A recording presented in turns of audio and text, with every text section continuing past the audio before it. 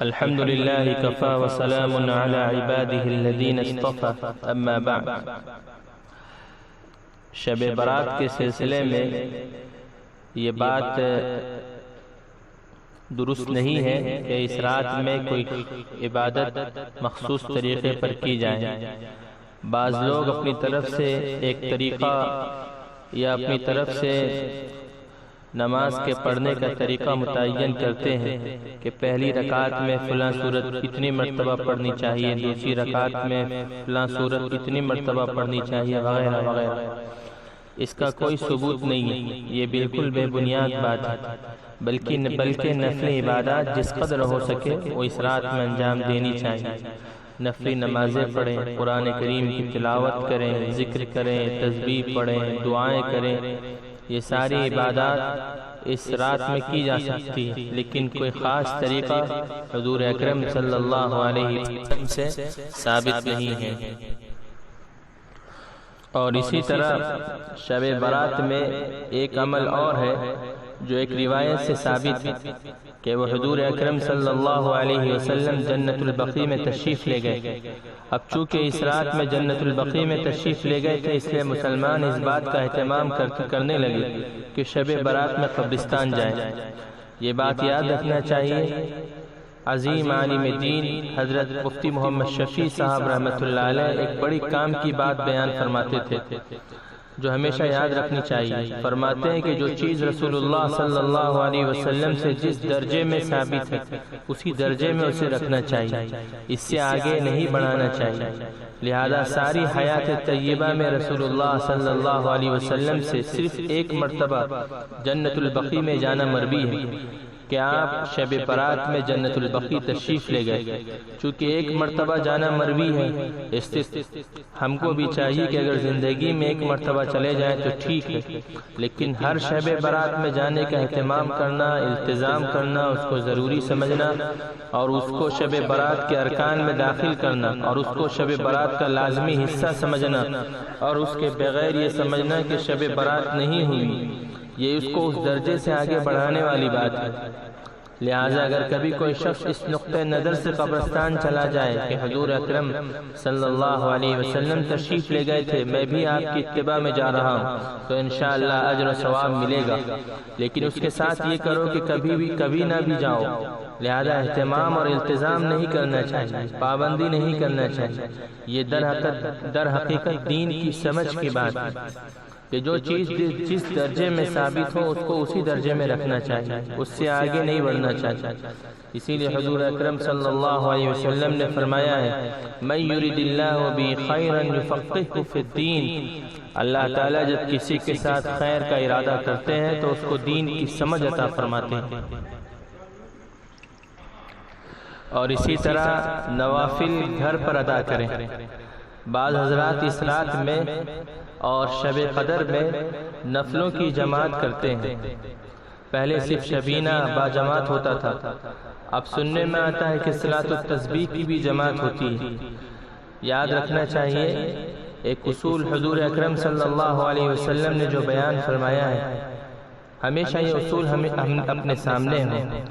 فرض نماز کے علاوہ اور ان نمازوں کے علاوہ جو حضور صلی اللہ علیہ وسلم سے باجماعت ادا کرنا ثابت ہے، مثلا تراویح، صلاۃ الکسوف، صلاۃ الاستسقاء کی نماز، ان کے علاوہ ہر نماز کے بارے میں افضل یہ ہے کہ انسان اپنے گھر میں ادا کرے۔ صرف فرض نماز کی خصوصیت یہ ہے کہ اس کے اندر صرف افضل نہیں بلکہ سنت موقدہ قریب واجب ہے کہ اس کو مسجد میں جا کر جماعت سے ادا کرے، لیکن سنت اور نفل میں اصل قاعدہ یہ ہے کہ انسان اپنے گھر میں ادا کرے۔ لیکن جب فقہا نے یہ دیکھا کہ لوگ گھر جا کر بعض اوقات سنتوں کو ترک کر دیتے ہیں، اس لیے انہوں نے یہ بھی فرما دیا کہ اگر سنتیں چھوٹنے کا خوف ہو تو مسجد میں پڑھ لیا کر تاکہ چھوٹ نہ جائے، ورنہ اصل قاعدہ یہی ہے کہ گھر میں جا کر ادا کریں۔ اور نفل کے بارے میں تمام فقہا کا اس پر اجماع ہے کہ نفل نماز میں افضل یہ ہے کہ اپنے گھر میں ادا کریں۔ اور نفلوں کی جماعت حنفیہ کے نزدیک مکروہ تحریمی اور ناجائز ہے، یعنی اگر جماعت سے نفل پڑھ لی جائے تو ثواب کیا ملے گا بلکہ الٹا گناہ ملے گا۔ اس لیے نوافل مقصد یہ ہوتا ہے کہ اس سے خوب تنہائی مقصود ہو، اللہ کے سامنے خوب آہوزاری مقصود ہو۔ اس لیے جتنی نفل چیزیں ہیں، صلاۃ، چاہے آپ نفل نماز پڑھ رہے ہوں، تلاوت کر رہے ہوں، ذکر کر رہے ہوں، دعا کر رہے ہوں، سب کو خوب گھر میں اللہ کے سامنے تنہائی میں رہ کر اللہ کے سامنے روئیے، گڑگڑائیے، اور ان لمحات کو قیمتی جانیے، خصوصاً اس دور سے جس سے ہم لوگ گزر رہے ہیں۔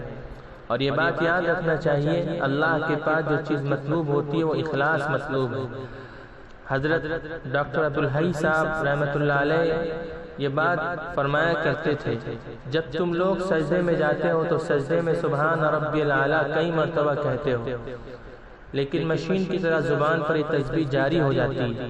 لیکن اگر کسی دن یہ کلمہ سبحان ربی الاعلیٰ ایک مرتبہ اخلاص کے ساتھ دل سے نکل جائے تو یقین کیجئے کہ اللہ تعالیٰ اس ایک مرتبہ سبحان ربی الاعلیٰ کے بدولت بیڑا پار کر دیں گے۔ لہذا یہ مت خیال کرو کہ اگر تنہا گھر میں رہ کر عبادت کریں گے تو نیند آ جائے گی، اس لیے کہ اگر نیند آ جائے تو سو جاؤ، لیکن چند لمحات جو عبادت میں گزارو وہ سنت کے مطابق گزارو۔ حضور صلی اللہ علیہ وسلم کی سنت یہ ہے کہ فرماتے ہیں کہ اگر قرآن شریف پڑھتے پڑھتے نیند آ جائے تو سو جاؤ، اور سو کر اٹھو، تھوڑی سی نیند پوری کر لو اور پھر اٹھ جاؤ، اس لیے کہ کہیں ایسا نہ ہو کہ نیند کی حالت میں قرآن شریف پڑھتے ہوئے تمہارے منہ سے کوئی لفظ غلط نکل آئے۔ لہذا ایک آدمی ساری رات سنت کے خلاف جاگ رہا ہے اور دوسرا آدمی صرف 1 گھنٹہ جاگا لیکن سنت کے مطابق جاگا اور اپنے پروردگار اللہ جل جلالہ کے حکم کے مطابق جاگا، تو یہ دوسرا شخص پہلے شخص سے کئی درجہ بہتر ہے۔ اس لیے ہر عبادت کو اس کے حد پر رکھنے کا اہتمام کرنا چاہیے۔ اور اسی طرح ایک اہم مسئلہ شب برات میں حلوہ پکانے کا ہے۔ یاد رہے، اس رات میں جتنی عبادت کی توفیق ہو اتنی عبادت کرنی چاہیے، باقی جو فضولیات اس رات میں حلوہ وغیرہ پکانے کی شروع کر لی گئی ہے ان کو بیان کرنے کی ضرورت نہیں ہے، اس لیے کہ شب برات کے حلوے سے کوئی تعلق نہیں۔ اصل بات یہ کہ شیطان ہر جگہ اپنا حصہ لگا لیتا ہے۔ اس نے سوچا کہ اس شب برات میں مسلمانوں کے گناہوں کی مغفرت کی جاتی ہے، اسی لیے ایک روایت میں حضور اکرم صلی اللہ علیہ وسلم نے فرمایا ہے، اس رات میں اللہ تعالیٰ اتنے انسانوں کی مغفرت فرماتے ہیں جتنے قبیلے کلب کی بکریوں کے جسم پر بال ہے۔ شیطان نے سوچا کہ اگر اتنے سارے آدمیوں کی مغفرت ہوگی پھر تو میں لٹ گیا، اس لیے اس نے اپنا حصہ لگا دیا۔ چنانچہ اس نے لوگوں کو سکھا دیا کہ شب برات آئے تو حلوہ پکایا کرو۔ ویسے تو سارے سال کسی دن بھی حلوہ پکانا جائز اور حلال ہے، جس شخص کو جب دل چاہے پکا کر کھا لے، لیکن شب برات سے اس کا کیا تعلق ہے؟ نہ قرآن میں اس کا ثبوت ہے، نہ حدیث میں اس کے بارے میں کوئی روایت ہے، نہ صحابہ کرام کے آثار ہیں، نہ تابعین کا عمل ہے، اور بزرگان دین کے عمل میں کہیں اس کا تذکرہ نہیں، لیکن شیطان نے لوگوں کو حلوہ پکانے میں لگا دیا۔ چنانچہ سب لوگ پکانے اور کھانے میں لگ گئے۔ اب یہ حال ہے کہ عبادت کا اتنا اہتمام نہیں جتنا اہتمام حلوہ پکانے کا ہے۔ اور اسی طرح ایک اہم بات 15 شعبان کے روزے کی ہے۔ ایک مسئلہ شب برات کے بعد والے دن یعنی 15 شعبان کے روزے کا ہے، اس کو بھی سمجھ لینا چاہیے۔ وہ یہ کہ ساری ذخیرہ احادیث میں اس روزے کے بارے میں صرف ایک روایت میں ہے کہ شب برات کے بعد والے دن روزہ رکھو، لیکن یہ روایت ضعیف ہے، لہذا اس روایت کی وجہ سے خاص اس 15 شعبان کے روزے کو سنت یا مستحب قرار دینا بعض علماء کے نزدیک درست نہیں ہے۔ البتہ پورے شعبان کے مہینے میں روزہ رکھنے کی فضیلت ثابت ہے، یعنی یکم شعبان سے 27 شعبان تک روزہ رکھنے کی فضیلت ثابت ہے، لیکن 28 اور 29 شعبان کو حضور اکرم صلی اللہ علیہ وسلم نے روزہ رکھنے سے منع فرمایا ہے کہ رمضان سے 1-2 روز پہلے روزہ مت رکھو، تاکہ رمضان کے روزوں کے لیے انسان نشاط کے ساتھ تیار رہے۔ لیکن یکم شعبان سے 27 شعبان تک ہر دن روزہ رکھنے میں فضیلت ہے۔ دوسرے یہ کہ یہ 15 تاریخ ایام بیض میں سے بھی ہے، اور حضور صلی اللہ علیہ وسلم اکثر ماہ کے ایام 20 3 دن روزہ رکھا کرتے تھے، یعنی 13، 14، 15 تاریخ کو۔ لہذا اگر کوئی شخص ان دو وجہوں سے 15 تاریخ کا روزہ رکھے، ایک اس وجہ سے کہ یہ شعبان کا دن ہے، اور دوسرے اس وجہ سے کہ یہ 15 تاریخ ایام 20 میں داخل ہے، اگر اس نیت سے روزہ رکھ لے تو انشاءاللہ اجر ملے گا۔ لیکن خاص 15 تاریخ کی خصوصیت کے لحاظ سے اس روزے کو سنت قرار دینا بعض علماء کی نزدیک درست نہیں ہے۔ اسی وجہ سے اکثر فقہاء کرام نے جہاں مستحب روزوں کا ذکر کیا ہے وہاں محرم کی 10 تاریخ کے روزوں کا ذکر کیا، یوم عرفہ کے روزے کا ذکر کیا، لیکن 15 شعبان کے روزے کا علیحدہ سے ذکر نہیں کیا، بلکہ یہ فرمایا کہ شعبان کے کسی بھی دن بھی روزہ رکھنا افضل ہے۔ بہرحال اگر اس نقطہ نظر سے کوئی شخص روزہ رکھ لے تو انشاءاللہ اس پر ثواب ہوگا، باقی کسی دن کی کوئی خصوصیت نہیں ہے۔ جیسے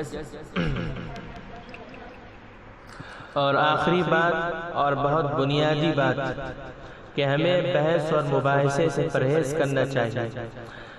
آپ حضرات کی خدمت میں شب برات اور اس کے روزے کے احکام کا خلاصہ پیش کیا گیا ہے، بس ان باتوں کو سامنے رکھتے ہوئے عمل کیا جائے، باقی اس بارے میں بہت زیادہ بحث مباحثے میں نہیں پڑنا چاہیے۔